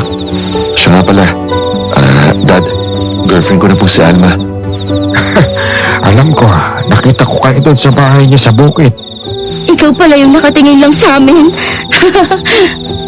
Ngayon wala na ang tita po. Siguro naman ay matatahimik na tayo at ang bayan na ito. Oo nga po, sana. Yung tungkol sa kondisyon mo, Hahanap ako ng lunas, anak. Huwag ka mag-alala. Malakas ang pananalig ko sa Diyos na babalik ako sa dati. Dahil mula nang naging aswang ako, hindi ako kumain o pumatay ng tao. naniniwala ako na babalik ka rin sa dati. Wala pong imposible sa Diyos. Matapos ang gabing iyon ay hindi na nagbalik sa pagiging aswang si Tatay Gaston. Ayon sa magaling na albularyo na kinonsulta namin, iyon ay dahil daw sinunog na ang manikang itim at ang dasal na isang dahilan kung bakit nabuhay ang aswang na scarecrow. Pero ang isang pinakamalaking dahilan ay patay na ang mangkukulam na nagdasal at bumuhay sa mga aswang na kumagat kay tatay. Kumbaga, nabuhay ang mga aswang dahil sa itim na manika ni Mabel. Kaya ang pagiging aswang ni Tatay Gaston ay tuluyan na rin nawala ng bisa. Alam kong mahirap paniwalaan, Madam Venus. Pero iyon ang katotohanan na habang buhay naming hindi makakalimutan. Samantala, nagdesisyon akong mag-aral na kolehiyo habang iniwan ko kay Jepoy ang pangangalaga sa bukid. Kami naman ni Kenji ay naging matatag ang relasyon sa paglipas ng panahon. Nang makagraduate ako ng college, ay saka kami nagpakasal at ngayon ay may 3 ng anak. Ang pangyayaring iyon ay nagturo sa akin na walang kampo ng kadiliman ang nananalo sa kabutihan kahit kailan. At ang pagiging sobrang gahaman sa salapi ay maglalagay sa iyo sa kapahamakan.